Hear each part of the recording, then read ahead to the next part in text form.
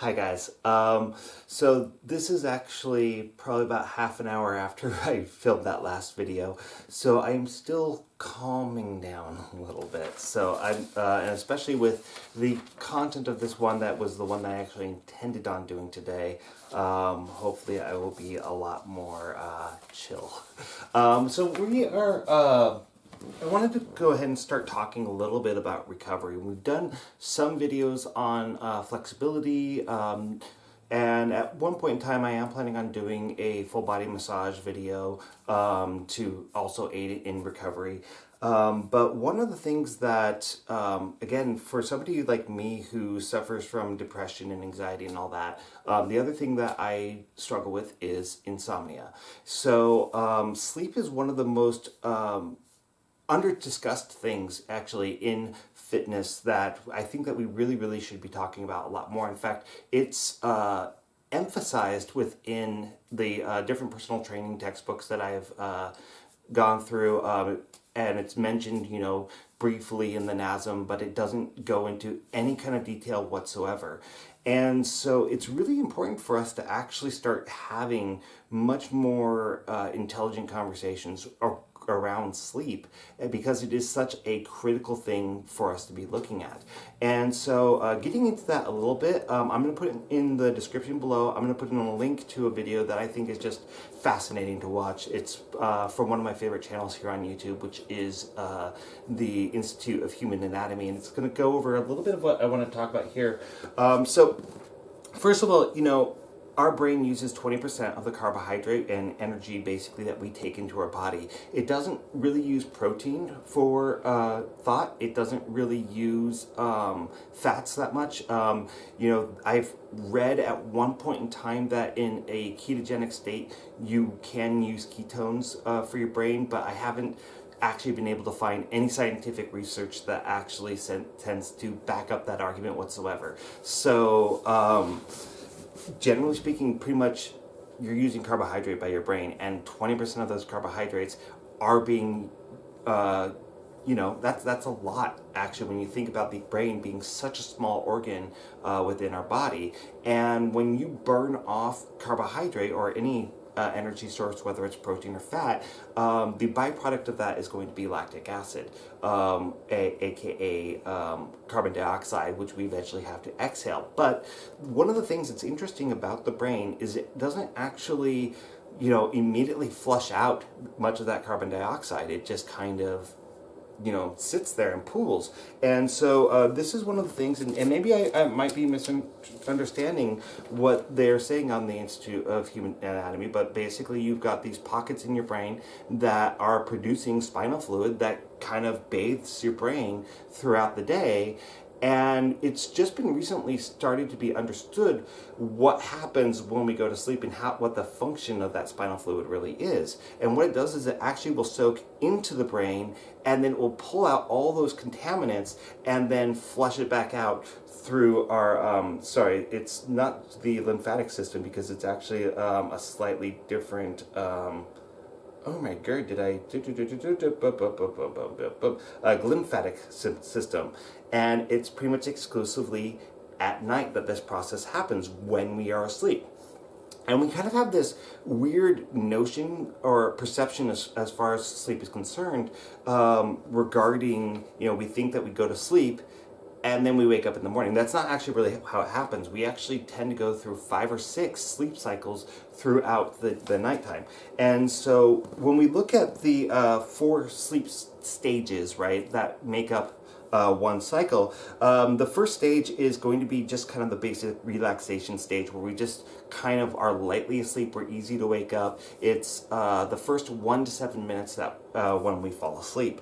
And then when we get into stage 2, this one stage lasts about 25 minutes. The body temperature drops, our eyes stop moving around, and then our brain starts making up sleep spindles. I'm not sure what those are, but it's not really relevant for what we're talking about here. I just kind of wanted to cover the stages a little bit for you guys so we can have a better understanding of it. Stage 3 is really the kind of power stage that a lot of the things that we really need to have have happen start to happen. This one lasts about 20 to 40 minutes. We get slow wave sleep. It is a deep sleep. There's going to be no eye movement at this point in time. It's full relaxation. Delta waves are present. Our tissue starts to repair. Waste is removed from the brain. Our body starts to repair itself, and the immune system starts to repair itself. So that's kind of the stage that we really, really want to make sure that we're getting into every time that we fall asleep. And if you do the math here, that takes about half an hour for us to even get into the start of that, and then it's another 20 to 40 minutes that we stay in that cycle of sleep. And then after that's complete, for the next 10 minutes to 1 hour, we go into the rapid eye movement sleep, which is where dreaming occurs. During this period of sleep, our body becomes paralyzed. So, and this is when people have sleep paralysis, will have that kind of waking nightmare, is if they're woken up. I've experienced this a few times where you wake up and you see something that's not there. It's a mild hallucination, and you just can't move, and you think that, I'm just paralyzed with fear. Well, what's actually happening is that you're in that sleep paralysis stage that's normal for REM sleep. You're during this stage of sleeping, you're dreaming, you're basically paralyzed. Your breathing and heart rate will increase from that really, really low state that we're at, and then brain activity increases. And then guess what happens? We'll go back to stage 1, and then we wake up. Right? We actually tend to wake up in between each one of these sleep cycles, and we might shift our position at night and then fall asleep again. And we don't tend to remember these waking ups in the middle of the night. This is actually going to come important down the road here when we're talking about the different types of insomnia one might experience. So it takes about 1 to 2 hours per sleep cycle, right? And we need to do several forms of that. And it's kind of important to think about when people say, well, I'm going to fall asleep for a power nap in the middle of the day. I'm going to sleep for 5 minutes. Well, what good is that actually going to do you? Because, you might feel slightly refreshed. You might have a little bit of that, okay, I get to give into this fatigue that I'm feeling a little bit. But really, what is that actually going to do for you when really the reasons why we have cognitive issues, when we haven't been getting enough sleep and when we're feeling just exhausted, part of that is because we just have all this buildup of burnt carbohydrate sitting in our brain that needs to get flushed out, and we're not going to get into that stage where we're going to actually effectively be able to do that until we hit that 40-minute mark, which is also why, when people say, okay, I took a 20-minute nap, and when I woke up from that nap, I just felt groggy. And that's what tends to happen to me too, is if I take any type of nap, I feel groggy as hell when I wake up from any type of nap. And so I don't tend to like to nap in the first place. Well, you're not going to be getting much from a nap if you're not getting into that third stage of sleep and then progressing a little bit into that REM sleep. So if you're to do anything, I would almost say, set a timer for 2 hours, because that's probably where you're going to actually see the most benefit from taking a nap. And so, moving on to that, I want to go ahead and move into, we have multiple different types of insomnia, and this is something that when I've talked to my therapists about insomnia, that the questions are always, well, what kind of insomnia are you experiencing? Are you having trouble falling asleep? Do you wake up in the middle of the night and can't fall back asleep? Or are you waking up earlier than you intend to, can't fall back asleep, and so you wake up again and you just go about your day? And then there's one that doesn't seem to be particularly well recognized, which is probably the most common for me as somebody with ADHD, which is called, colloquially, I guess, as paradoxical insomnia, which is where you basically have busy brain. Your thoughts just keep going. You keep moving on these narratives that go on in your head, and you don't perceive that you've ever actually fallen asleep, but then you'll have large gaps of time missing, and the sleep will not be regenerative, and you will not actually feel refreshed in the morning. So, but you do have the large gaps in time loss that kind of implies that you did fall asleep, but you never lost your train of thought. And I don't know why that one's not as well recognized, but it's, like I said, it's the most common type that I personally experience. And so going into the talking about the solutions to these different things, one of the things that people, you tell people that you have trouble sleeping, the first thing anybody's ever going to say is, have you ever heard of melatonin? Fuck you. Of course I've heard of melatonin. It's the first thing anybody ever mentions when it comes to sleep. And how effective melatonin is basically like a hormone that you take, that you can take orally, that will help you fall asleep supposedly, and the theory is because your body's not producing enough melatonin, that's why you're not falling asleep. That might not be the case at all, and in fact I would say with most people that are suffering from some type of insomnia or having trouble sleeping in any way, shape, or form, melatonin probably is not going to help them much. And there are side effects that come along with taking it. The other one that I actually found really, really helpful, and is probably the reason why I have a history of gastritis, is that muscle soreness at mild levels of any type of difficulty getting comfortable, might be inflammation in your body, might be muscle soreness, things like that. And so what do? You take an NSAID like ibuprofen. Now, there is more discussion nowadays on the problems with taking NSAIDs, is that it destroys your stomach. They can have other cascading effects throughout the body. Not all of them are well understood. And as I've probably mentioned on this channel before, there is a growing body of research that's suggesting that taking ibuprofen or other NSAIDs, particularly around a time of an injury, will actually prevent you from getting healed from that injury. Right now, because I'm dealing with this knee meniscus tear, and we're doing these PRP injections, which are kind of intended to create inflammation in the joint, and inflammation is the start of that healing process. Taking an NSAID stops the healing process. It stops you from being able to heal from an injury. So, it's something that you can take if you're in pain. Some people recommend doing acetaminophen, but again, acetaminophen can be, which is Tylenol by the way, can be damaging to your liver, and just because it's over the counter doesn't mean it can't kill you. One of the first things I learned when I was doing HOSA, Health Occupation Students of America, in high school, was that if you actually do take too much Tylenol, there's nothing that they can do about it. Your liver's going to shut down and you can die.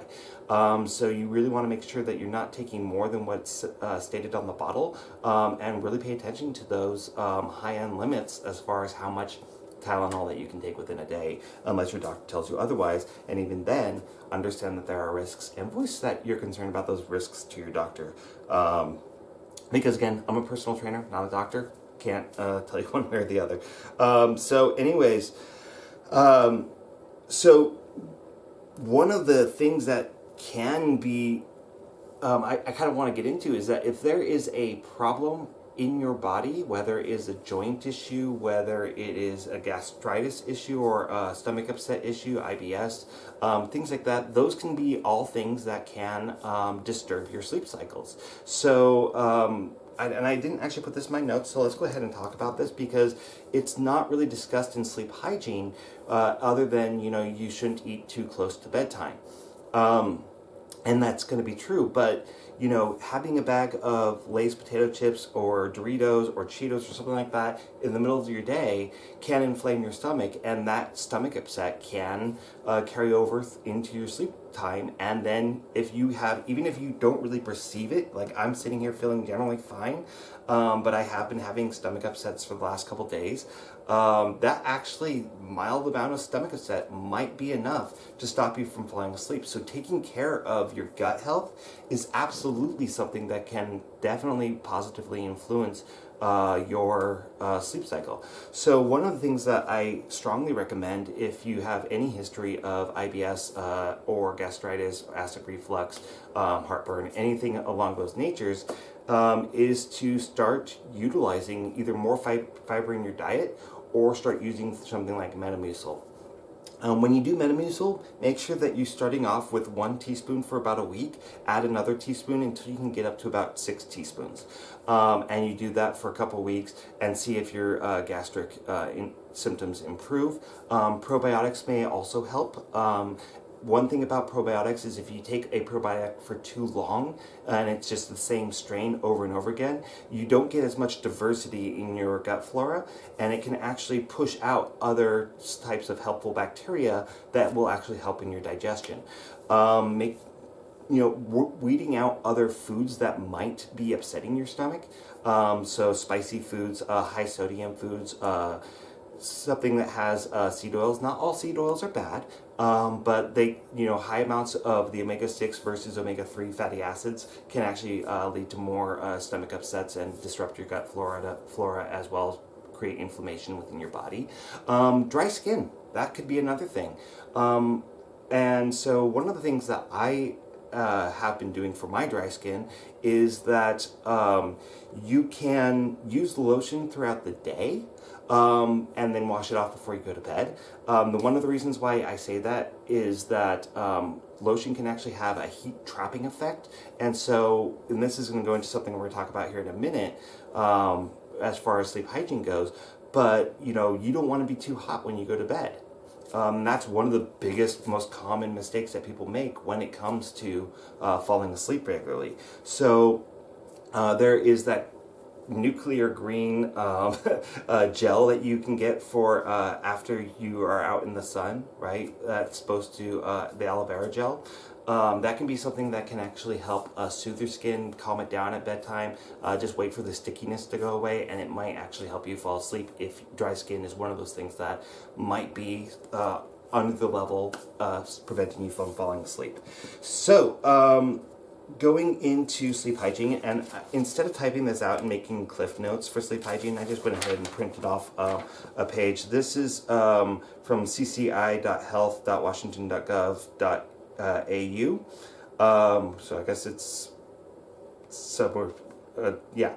Anyways, so sleep hygiene is kind of a victim-shaming term for how to take care of yourself in order to make sure that you can create the conditions where sleep is most likely to happen. And this is where most people kind of go wrong when it comes to being able to fall asleep and have that recovery. So as I just mentioned, I'm going to go through this kind of step by step here, so I'm not bouncing around too much because I know I do that a lot on these videos. So your sleep times should be as regular as possible. So you need to decide, okay, this is the time that I go to bed, this is the time that I wake up, and hold yourself to it. Sleep when you are sleepy. Well, being regular is going to help with that. If you are waking up willy-nilly at all kinds of hours, you're going to have a hard time falling asleep. So you want to make sure that you're going to sleep at the same time and waking up at the same time. And when it comes to, making yourself sleepy, you can take steps that will actually help you get there. Drinking chamomile tea might be able to help you with that. Although careful with that, because guess what? Chamomile tea is warm. And when we're talking about the different stages of the sleep cycle, what does your body do when you fall asleep? Your body temperature drops. And that is an important part of your sleep. So if you are laying in bed for 20 minutes or more and you're getting frustrated with sleep, get out of bed. That's one of the things that they don't want you to stay in bed. You don't want to associate your bed with anxiety, that you don't want to be like, okay, I guess here we go. Ugh. Oh, I hate this so much. Oh my God, I'm never gonna sleep. This is just always such a laborious task. You don't want to get into that cycle of just feeling like your bed is this place where you have anxiety. So if you are starting to feel like you can't fall asleep, have that anxiety somewhere else. Do not have that anxiety in your bedtime, in your bed. If you can't fall asleep for 20 minutes, go read a book. Do not look at your phone. Leave your phone where it's at. Don't go out and watch TV. You want to like go out, read a book, meditate, do some yoga. As long as sometimes when you stretch your muscles, that can excite your muscles. So if you go too deep into it, you might start triggering restless leg syndrome, which I haven't really addressed here. Haven't put in my notes because I don't know enough about it to really talk about it here. So the next thing, avoid caffeine and nicotine. Now, people, when they talk about this, you know, this kind of says, you know, 4 to 6 hours before going to bed. So I personally, right now, because I work in food service, I'm going to bed around midnight to 1 o'clock in the morning. I stop drinking caffeine between 3 and 4 o'clock in the afternoon. So we are talking that this is like really, you know, 8 to 10 hours before I'm going to sleep. I stop taking any type of caffeine whatsoever. So I have 1 to 2 cups of 2 mochas in the morning, and then I don't have caffeine throughout the rest of the day. This includes soda. If I'm going to have a rum and coke in the evening or something like that, I use a caffeine-free cola. I do not do you know, anything that has caffeine, especially mixing with alcohol, because alcohol is kind of a big no-no for insomnia as well. I don't smoke. I don't use nicotine, so yeah. And even if it's not smoking, guys, you shouldn't be vaping nicotine either. If you're trying to wean yourself off of cigarettes, and that's just kind of an intermediary step, okay. It is kind of the lesser of two evils, but we don't actually have enough data when it comes to vaping to determine whether or not that's actually safe or healthy for you to do. Avoiding alcohol. Now, alcohol can make it easier for you to fall asleep, but it is a gastric upset, so it can actually cause gastritis symptoms throughout the evening, can actually make your insomnia worse, especially the other two types of insomnia where you are waking up in the middle of the night, not being able to fall back asleep. If you have gastritis related insomnia and you can't fall asleep in the first place, alcohol can be a trigger for that. Waking up too early in the morning and just not getting enough sleep. Alcohol can definitely negatively affect that. So try to avoid alcohol as much as you possibly can. This actually says avoid alcohol 4 to 6 hours before going to bed. If I'm drinking personally, it's probably going to be in the hours leading up to bed. I just try to limit how many times and how many drinks that I have, because it can be a problem. Your bed is for sleeping and sleeping only. They do say that you can have sex in your bed. That's perfectly fine. But if you are looking at your cell phone in your bed and you're reading books in bed, you are watching TV in bed, you are associating your bed with wakey time activities. And so you kind of want to, you know, train your brain like a dog, right? So that when you get into bed, you know that this is bedtime, this is sleep time, that is what the bed is for. So you know, they make the exception for sex, but other than that, don't use your bed for anything else. In fact, I would almost even argue, unless you're in a roommate situation where you can't you know, get away with having a desk in your your office or your desk in your bedroom, I would say that your bedroom is exclusively for your clothes, your bed, and sleep. That's what your bedroom's for. You go into that space for that purpose. So that way you can associate with that. Naps. If you take naps throughout the day, then you might not be sleepy enough to actually fall asleep at bedtime. So no naps for you, sorry. Sleep rituals. This is very important, guys. So for me, this is where my sleep hygiene is not as great. That and the alcohol is that you know, we watch TV and then I do my sleep routine. But here's a few points on my sleep routine. Is that if I'm watching a show with my husband or a movie or something like that, you know, we get home from work, it's late, we have dinner, we watch TV as we watch a show and have dinner, and then after the first episode I will go and take my shower for the evening, and then we'll watch another episode of the show, and then I'll go to bed. And that's really important, because when you get into the shower, you take a bath or anything like that, it's going to raise your body temperature back up. We want to drop that body temperature back down. So that's part of my sleep ritual, is I don't take a shower directly before bed. I also have a cup of yogurt before bed, because trazodone, which is a medication I take for insomnia, tends to upset my stomach. And so I have some yogurt along with that. The yogurt actually helps to soothe my stomach, calm it down. There are other foods out there that you might be able to that might also calm your stomach. One of the recommendations I did see for that was almonds, and I would actually advise you against having any type of nut or even a whole grain bread right before bed, because the thing about these things is that they actually take a lot for your stomach to break down. And remember, stomach upset is going to be one of those things that can possibly disrupt your sleep cycle. In fact, I didn't even mention that if you do suspect that you have gastritis, heartburn, acid reflux, or even sleep apnea, getting a bed that elevates up might actually solve all those problems. So if you're finding that you're waking up in the morning and you're not refreshed and you feel like you're actually getting enough sleep at night, that might be a sleep apnea issue. So, getting an elevated bed, or they make pillows that even have a place for your arm to go, so that if you're a side sleeper, there are biomechanical reasons why side sleeping is not the best thing in the world. But, if you're having trouble sleeping, I don't want you to be thinking, I can't sleep on my side, so I have to go into a position that I can't get comfortable in, I can't fall asleep in. That's stupid. So, we'll deal with the muscle imbalances and mechanical issues that might come from side sleeping. The only one I would advise not sleeping is sleeping on your stomach. So sleeping belly down, that can cause a lot of low back pain. So we kind of want to avoid that one. So sleep rituals. Doing some yoga, meditation. This was something that when we get into CBTI, which is a type of therapy for insomnia, we can talk a little bit more about sleep rituals. Bedtime.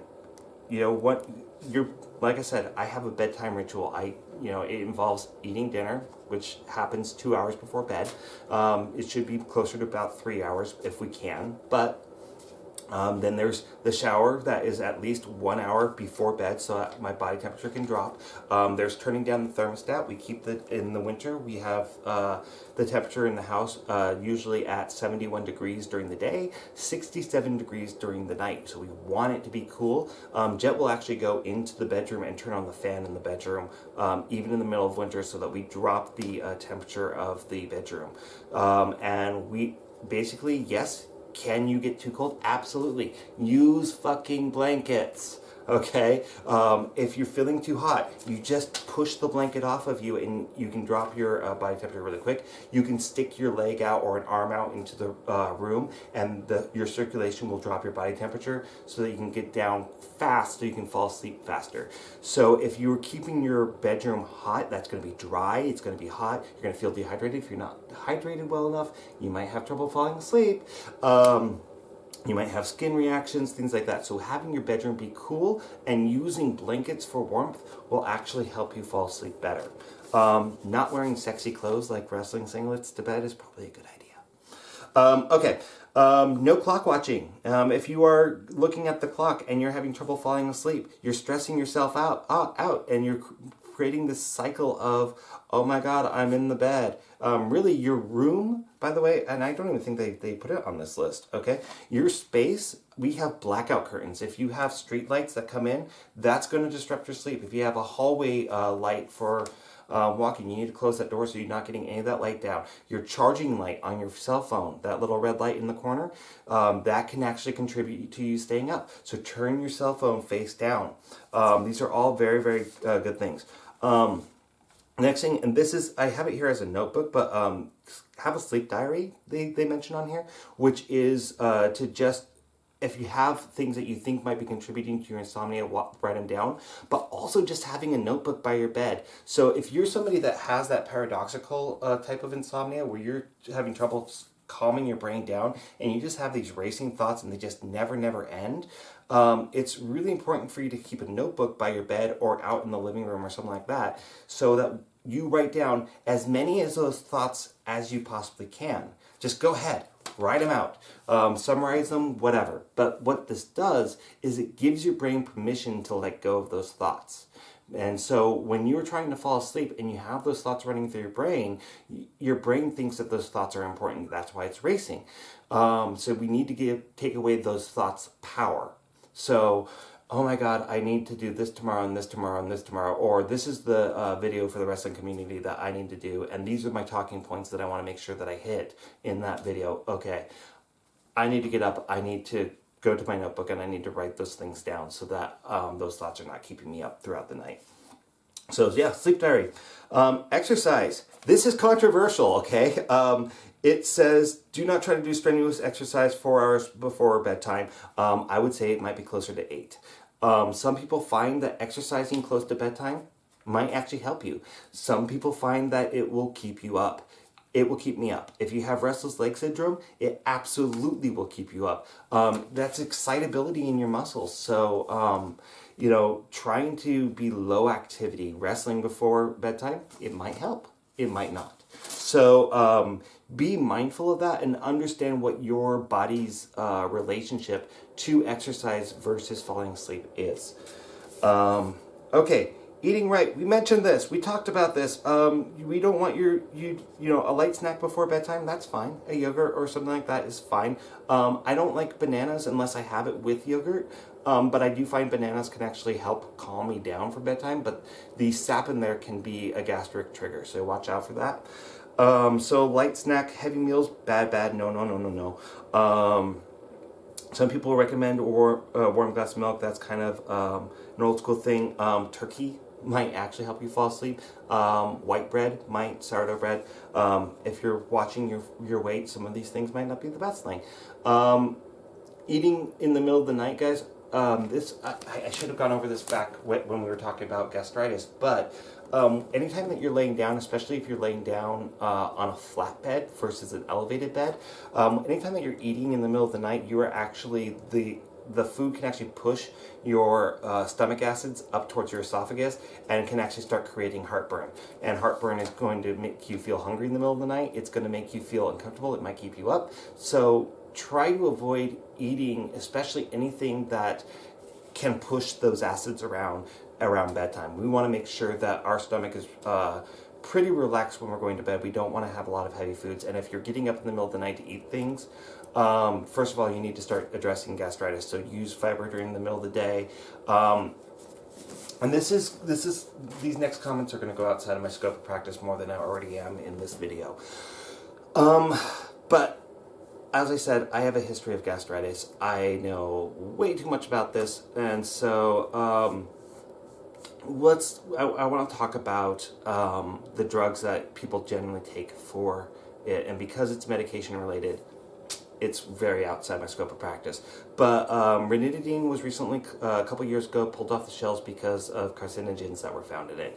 Pepsid is the one that I'm currently on right now because it's may not have as much long-term effects or long-term implications. The most powerful one on the market supposedly is omeprazole, also known as Prilosec.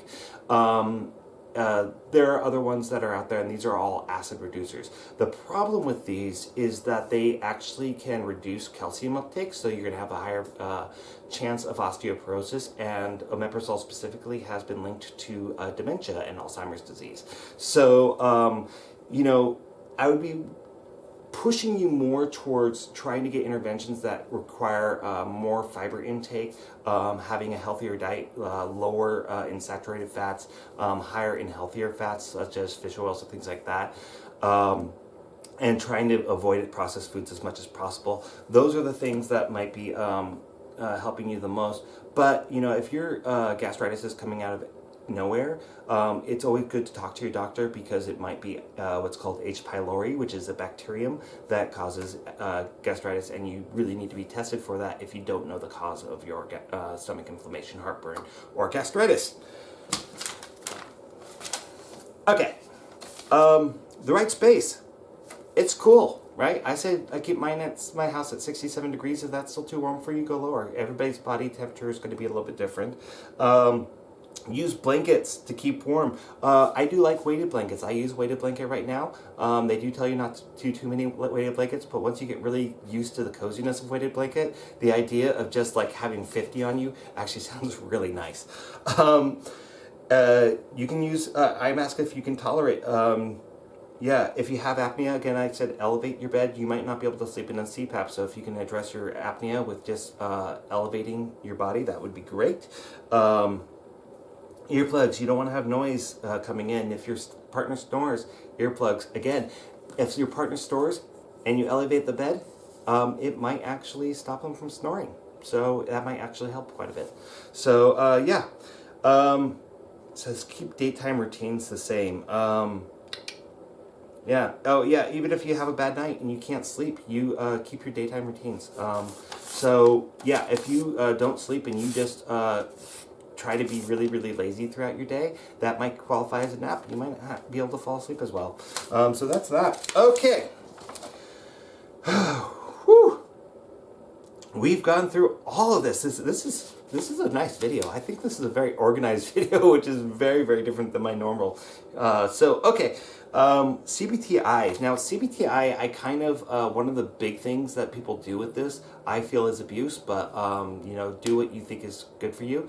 So part of one of the first interventions that they'll do with cognitive behavioral therapy for insomnia is that they will have you sleep only 5 hours in a night intentionally. So basically, you know, you go 5 hours back from when you want to wake up, and that's the time you go to bed. Therefore, you are very, very tired when you go to bed. 5 hours is not going to be enough for you to fall asleep. You will go through a couple sleep cycles, and it should help.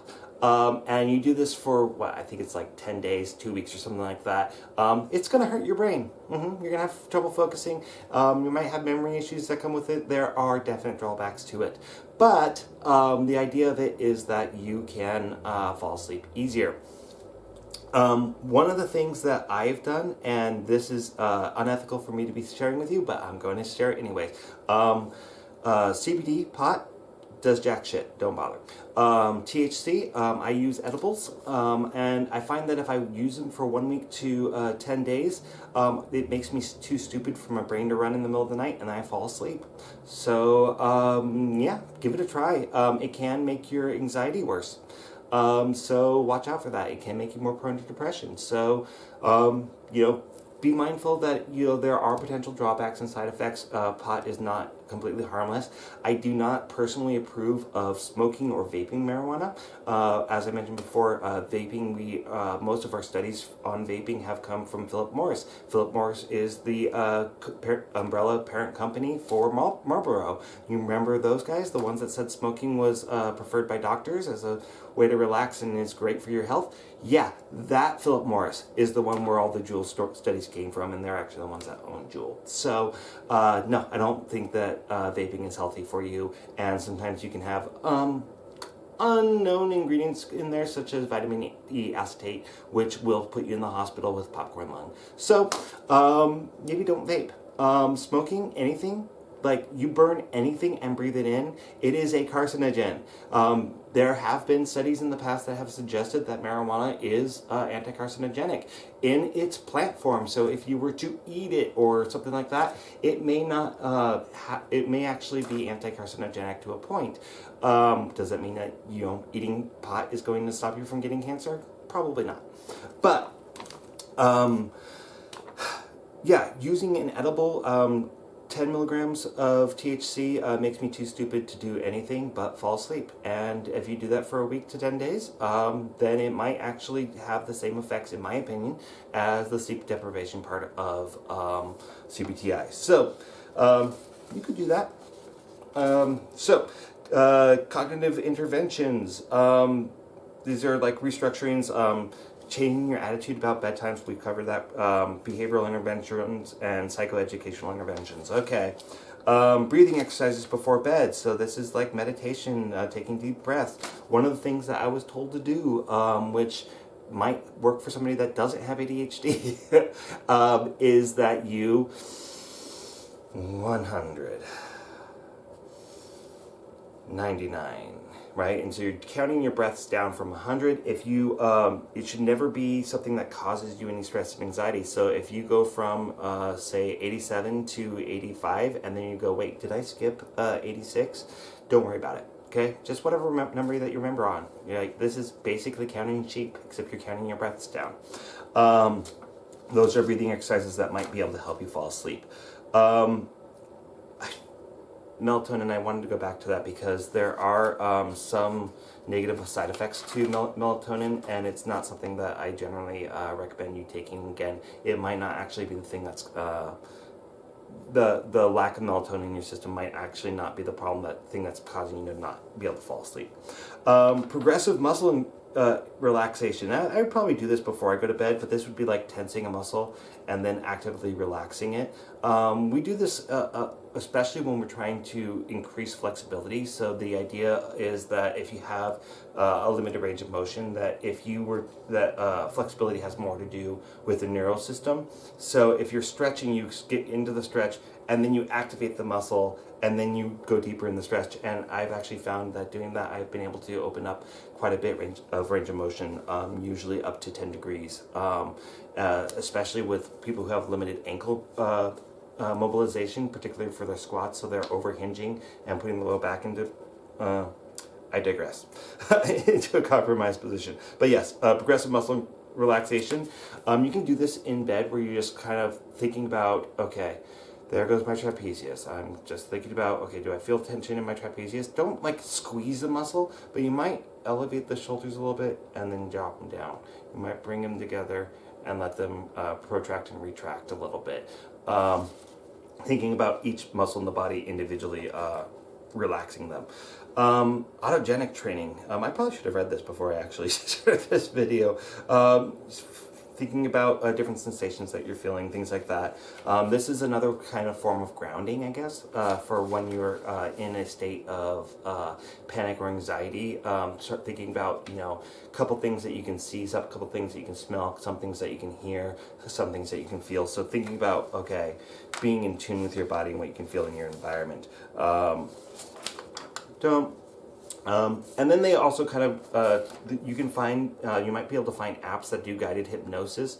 There is another one, this is a tool that a friend of mine uses that uses a light that glows and dims as you're laying down in bed, and you try to time your breathing with that. And what it does is it actually starts relatively fast at whatever your normal breathing rate is, and it slowly will slow down and your breathing slows down. So it's mindful slowing down of your breath. Again, doing the counting down from 100 will probably actually help with that as well. But yeah, doing self-hypnosis guided, you can potentially use audio cues or something like that. So there are probably apps out for that. Meditation before you even go to bed.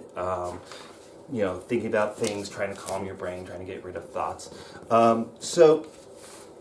Yeah, we've covered a lot here, guys. This was massive. I didn't actually expect this video to be as big as it was, despite the fact that it was heavily outlined here. So I hope this helps for you guys. I definitely have other thoughts that popped in my head as I was talking and wanted to bring up, but I can't remember what they are right now. Things like, massage might also help. So if you have a partner or something like that, that might help, be able to do that for you. A couple hours before bed, maybe not right before bed.